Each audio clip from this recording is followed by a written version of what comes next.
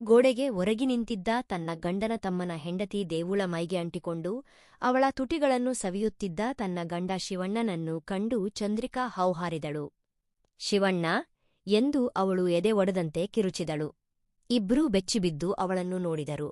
ದುಬೈನ ಐಷಾರಾಮಿ ವಿಲ್ಲಾದ ಬಾಲ್ಕನಿಯಲ್ಲಿ ನಿಂತಾಗ ಚಂದ್ರಿಕಾಳ ಮನಸ್ಸು ಕಲುಷಿತವಾಗಿತ್ತು. ಕೆಳಗಿನ ತೋಟದಲ್ಲಿ ಅರಬಿಯ ಮಗಳು ನಲಿದಾಡುತ್ತಿದ್ದಳು. ಕಳೆದ 10 ವರ್ಷಗಳಿಂದ ತಾನೂ ಸಲಹಿದ ಮಕ್ಕಳವರು. ತನ್ನ ಸ್ವಂತ ಮಗನಿಗಿಂತಲೂ ಹೆಚ್ಚು ಪ್ರೀತಿ, ಕಾಳಜಿಯನ್ನು ಅವರು ತನಗೆ ನೀಡುತ್ತಿದ್ದಾರೆಯೇ ಎಂದು ಚಂದ್ರಿಕಾ ಹಲವು ಬಾರಿ ಯೋಚಿಸಿದ್ದುಂಟು. ಶೇಖ್ ಅಬ್ದುಲ್ಲಾ ಮತ್ತು ಕುಟುಂಬದವರು ಮುಂದಿನ ತಿಂಗಳು ಯುರೋಪ್ಗೆ ದೀರ್ಘ ಪ್ರವಾಸಕ್ಕೆ ಸಿದ್ಧತೆ ನಡೆಸುತ್ತಿದ್ದಾರೆ. ಚಂದ್ರಿಕಾ, ನೀನು 1 ತಿಂಗಳು ಊರಿಗೆ ಹೋಗಿ ಬಾ, ನಿನ್ನ ಮನೆಯವರನ್ನು ನೋಡಿ ಬರಬಹುದು ಎಂದು ಶೇಖ್ ಹೇಳಿದಾಗ ಅವಳಿಗೆ ಮೊದಲು ಸಂತೋಷವಾಯಿತು. ಊರಿನಲ್ಲಿ ಗಂಡ ಶಿವ ಮತ್ತು ಮಗ ಆದರ್ಶ್ ಜೊತೆಗೆ ವಯಸ್ಸಾದ ಅತ್ತೆ ಇದ್ದಾರೆ. ಕಳೆದ ಬಾರಿ ಕರೆ ಮಾಡಿದಾಗ ಅತ್ತೆಗೆ ಲಘು ಪಾರ್ಶ್ವವಾಯು ಉಂಟಾದ ವಿಷಯವನ್ನು ಶಿವ ಹೇಳಿದ್ದ. ನನಗೆ ಒಬ್ಬನೇ ನೋಡಿಕೊಳ್ಳಲು ಆಗುತ್ತಿಲ್ಲ. ಚಂದ್ರಿಕಾ, ನಿನಗೆ ಬರಲು ಸಾಧ್ಯವಾಗದಿದ್ದರೆ ನಾನೇನು ಮಾಡಲಿ ಎಂದು ಶಿವ ಗೋಳಾಡಿದ್ದ. ಆಗ್ಲೇ ಚಂದ್ರಿಕಾ ಆ ಉಪಾಯ ಸೂಚಿಸಿದ್ದು. ಶಿವನ ತಮ್ಮ ಉಣ್ಣಿ ತೀರಿಕೊಂಡ ನಂತರ ಒಬ್ಬಂಟಿಯಾಗಿದ್ದ ದೇವುಳನ್ನು ಮನೆಗೆ ಕರೆತಂದು ಇರಿಸಿಕೊಳ್ಳಲು ಹೇಳಿದಳು. ಅವಳಿಗೂ ಒಂದು ಆಸರೆಯಾಗುತ್ತದೆ, ಮನೆಗೆಲಸ ಹಾಗೂ ಅತ್ತೆಯನ್ನು ನೋಡಿಕೊಳ್ಳಲು ಒಬ್ಬರಾದಂತಾಗುತ್ತದೆ ಎಂದು ಅವಳು ಭಾವಿಸಿದ್ದಳು. ಶಿವಣ್ಣ, ದೇವುಳನ್ನು ಇಲ್ಲಿಗೆ ಕರೆತನ್ನಿ, ಅವಳು ಪಾಪವಲ್ಲವೇ? ಹಣದ ಬಗ್ಗೆ ಚಿಂತಿಸಬೇಡಿ, ನಾನು ಕಳುಹಿಸುತ್ತೇನೆ ಎಂದು ಚಂದ್ರಿಕಾ ಹೇಳಿದಾಗ ಶಿವ ಮೊದಲು ಹಿಂಜರಿದರೂ ನಂತರ ಒಪ್ಪಿಕೊಂಡಿದ್ದ. ಪ್ರಯಾಣ ಬೆಳೆಸುವ ದಿನ ಚಂದ್ರಿಕಾ ಯಾರಿಗೂ ವಿಷಯ ತಿಳಿಸಲಿಲ್ಲ. ಒಂದು ಸರ್ಪ್ರೈಸ್ ಕೊಡಬೇಕು. ತನ್ನ ಕಷ್ಟದ ಫಲವನ್ನು ಅನುಭವಿಸುತ್ತಿರುವ ತನ್ನ ಪ್ರೀತಿಪಾತ್ರರ ಮುಖದಲ್ಲಿನ ಸಂತೋಷ ನೋಡಬೇಕು ಎಂಬುದು ಅವಳ ಆಸೆಯಾಗಿತ್ತು. ವಿಮಾನ ನಿಲ್ದಾಣದಿಂದ ಟ್ಯಾಕ್ಸಿ ಮಾಡಿಕೊಂಡು ಊರಿಗೆ ತಲುಪುವಾಗ ಸಂಜೆಯಾಗಿತ್ತು. ಮನೆಯ ಮುಂಭಾಗದಲ್ಲಿ ದೊಡ್ಡದೊಂದು ಕಾರು ಇರುವುದನ್ನು ಕಂಡು ಅವಳು ಆಶ್ಚರ್ಯಪಟ್ಟಳು. ತನ್ನ ಹಣದಿಂದ ಶಿವಣ್ಣ ಕಾರು ಕೊಂಡನೆ? ಮುಂಬಾಗಿಲು ಅರ್ಧ ತೆರೆದಿತ್ತು. ಒಳಗಿನಿಂದ ನಗು ಮತ್ತು ಮಾತುಗಳು ಕೇಳುತ್ತಿದ್ದವು. ಚಂದ್ರಿಕಾ ಮೆಲ್ಲನೆ ಒಳಗೆ ನಡೆದಳು. ಹಜಾರದಲ್ಲಿ ಕುಳಿತು ಯಾವುದೇ ತೊಂದರೆಯಿಲ್ಲದೆ ಟಿವಿ ನೋಡುತ್ತಿದ್ದ ಅತ್ತೆಯನ್ನು ಅವಳು ಕಂಡಳು. ಹಾಗಾದರೆ ಶಿವಣ್ಣ ತನಗೆ ಹೇಳಿದ್ದೆಲ್ಲ ಸುಳ್ಳೇ?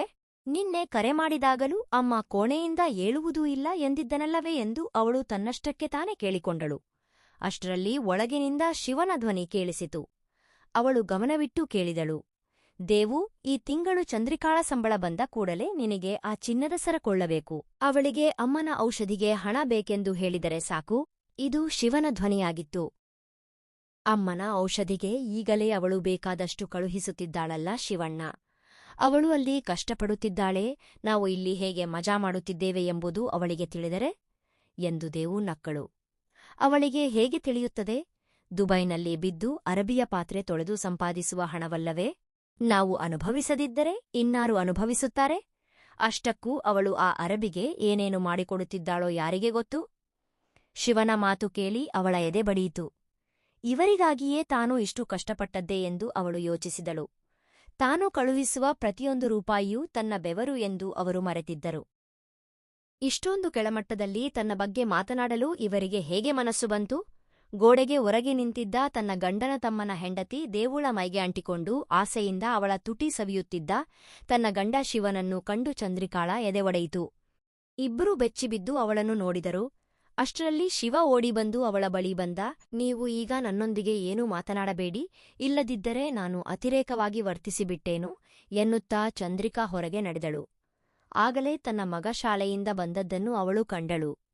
ಹೊರಗೆ ಸೈಕಲ್ನಲ್ಲಿ ಬಂದ ಮಗ ಆದರ್ಶ್ನನ್ನು ಕಂಡಾಗ ಅವಳು ಸಮಾಧಾನದಿಂದ ಅವನ ಬಳಿ ಹೋದಳು.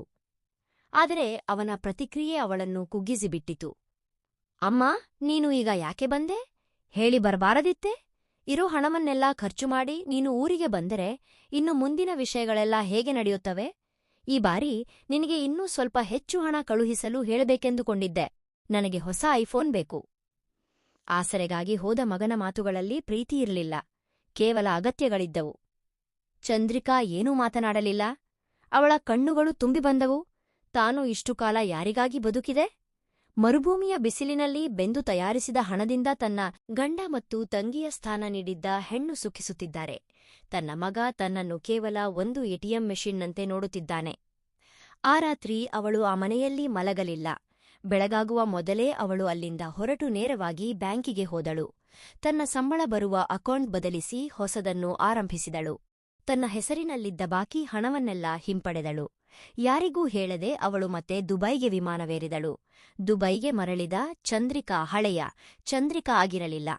ಅವಳು ಕೆಲಸದಲ್ಲಿ ಹೆಚ್ಚು ಗಮನ ಹರಿಸಿದಳು. ಶೇಖ್ ಕುಟುಂಬದವರು ಮರಳಿದಾಗ ಅವಳು ನಡೆದ ವಿಷಯವನ್ನೆಲ್ಲ ತಿಳಿಸಿದಳು. ಅವರು ಅವಳಿಗೆ ಸಂಪೂರ್ಣ ಬೆಂಬಲ ನೀಡಿದರು. ನೀನು ನಿನಗಾಗಿ ಬದುಕು ಚಂದ್ರಿಕಾ ಎಂದರು. ಮುಂದಿನ ತಿಂಗಳು ಸಂಬಳ ಬಾರದಿದ್ದಕ್ಕೆ ಶಿವ ಕರೆ ಮಾಡಿದ. ಚಂದ್ರಿಕಾ ಫೋನ್ ಎತ್ತಲಿಲ್ಲ. 10ನೇ ತಾರೀಖು ಕಳೆದ ಮೇಲೆ ಶಿವನ ಕರೆಗಳ ಆರ್ಭಟ ಹೆಚ್ಚಾಯಿತು. ಏಕೆ ಚಂದ್ರಿಕಾ ಹಣ ಕಳುಹಿಸಿಲ್ಲ? ಇಲ್ಲಿ ಅಮ್ಮನ ಚಿಕಿತ್ಸೆ ನಿಂತು ಹೋಗಿದೆ, ನಿನಗೇನಾಗಿದೆ ಎಂದು ಶಿವ ವಾಟ್ಸಾಪ್ ಸಂದೇಶ ಕಳುಹಿಸಿದ. ಚಂದ್ರಿಕಾ ಮರುದಿನವೇ ಉತ್ತರಿಸಿದಳು. ಅಮ್ಮನ ಚಿಕಿತ್ಸೆಗಾಗಿಯೋ ಅಥವಾ ದೇವುಗೆ ಸೆರಕೊಳ್ಳಲಿಕ್ಕೋ ಶಿವಣ್ಣ, ನಾನು ಊರಿಗೆ ಬಂದಿದ್ದೆ. ನೀವು ಸುಖಿಸುತ್ತಿರುವುದನ್ನು ಕಣ್ಣಾರೆ ಕಂಡಿದ್ದೇನೆ. ಇನ್ನು ಮುಂದೆ ನನ್ನ ಹಣ ನನ್ನ ಅಗತ್ಯಗಳಿಗೆ ಮಾತ್ರ. ಅಷ್ಟರಲ್ಲಿ ಶಿವನ ಆಟ ಬದಲಾಯಿತು. ಅವನು ಅಳಲು ಶುರು ಮಾಡಿದ. ನನ್ನಿಂದ ತಪ್ಪಾಯಿತು ಚಂದ್ರಿಕಾ. ದೇವು ನನ್ನನ್ನು ಒತ್ತಾಯಿಸಿದಳು. ನಿನಗೂ ತಿಳಿದಿದೆಯಲ್ಲ, ನೀನು ಬಂದಾಗ ಮಾತ್ರ ನನಗೆ ದೈಹಿಕ ಸುಖ ಸಿಗುವುದು. ಅವಳಂತಹ ಬೆಂಕಿ ಹತ್ತಿರ ಬಂದಾಗ ನಾನು ನಿಯಂತ್ರಣ ತಪ್ಪಿದೆ. ಅವಳನ್ನು ನಾನು ಮನೆಯಿಂದ ಹೊರಹಾಕಿದ್ದೇನೆ. ಇನ್ನು ಆ ಕೆಟ್ಟವಳನ್ನು ಒಳಗೆ ಸೇರಿಸುವುದಿಲ್ಲ. ನಾನು, ಮಗ ಮತ್ತು ಅಮ್ಮ ಮಾತ್ರ ಇಲ್ಲಿದ್ದೇವೆ. ನೀನು ಹಣ ಕಳುಹಿಸು, ಇಲ್ಲದಿದ್ರೆ ನಾವು ಉಪವಾಸ ಸಾಯುತ್ತೇವೆ. ಬೆನ್ನಲ್ಲೇ ಮಗನ ಕರೆಯೂ ಬಂತು. ಅಮ್ಮ, ನನಗೆ ಫೀಸ್ ಕಟ್ಟಲು ಹಣವಿಲ್ಲ. ಅಪ್ಪ ಸಿಟ್ಟಿನಲ್ಲಿದ್ದಾರೆ. ನೀನು ಹಣ ಕಳುಹಿಸದಿದ್ದರೆ ನಾನು ಓದು ನಿಲ್ಲಿಸುತ್ತೇನೆ. ನನಗೆ ಅಮ್ಮ ಎಂದರೆ ತುಂಬಾ ಇಷ್ಟ.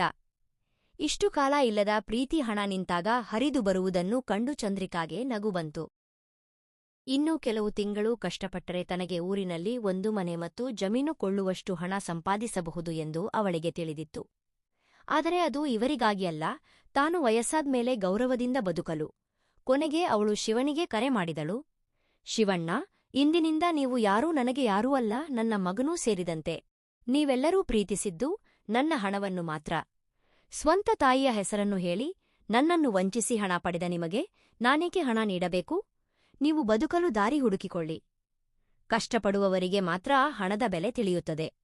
ನನ್ನನ್ನು ವಂಚಿಸುವವರಿಗೆ ನೀಡಲು ನನ್ನ ಬಳಿ ಹಣವಿಲ್ಲ. ಶಿವನ ಗೋಳಾಟ ಕೇಳುವ ಮೊದಲೇ ಅವಳು ಫೋನ್ ಕಟ್ ಮಾಡಿದಳು. ಆ ಸಿಮ್ ಕಾರ್ಡ್ ಕಿತ್ತೆಸೆದಳು. ಹೊಸ ಸಿಮ್ ಪಡೆದು ಶೇಖ್ ಮಕ್ಕಳ ಬಳಿಗೆ ನಡೆದಳು. ಅವಳ ಮುಖದಲ್ಲಿ ಆಗ ಬೇಸರವಿರಲಿಲ್ಲ, ಬದಲಾಗಿ ಬರಲಿರುವ ಸ್ವತಂತ್ರ ಜೀವನದ ಆತ್ಮವಿಶ್ವಾಸವಿತ್ತು. ಮರುಭೂಮಿಯ ಗಾಳಿಯಲ್ಲಿ ತನ್ನ ಹಳೆಯ ಸಂಬಂಧಗಳ ಬೂದಿ ಉದುರಿ ಹೋಗುತ್ತಿರುವುದು ಅವಳಿಗೆ ಅರಿವಾಯಿತು. ಇನ್ನು ಅವಳಿಗಾಗಿಯೇ ಒಂದು ಪ್ರತ್ಯೇಕ ಜಗತ್ತು ಬಾಕಿಯಿದೆ. ಈ ಕಥೆ ನಿಮಗಿಷ್ಟವಾದರೆ ಲೈಕ್ ಮಾಡಿ, ನಿಮ್ಮ ಅಭಿಪ್ರಾಯಗಳನ್ನು ಕಾಮೆಂಟ್ ಮಾಡಿ. ಇಂತಹ ಹೆಚ್ಚಿನ ಕಥೆಗಳಿಗಾಗಿ ಈ ಚಾನಲ್ ಸಬ್ಸ್ಕ್ರೈಬ್ ಮಾಡಿ.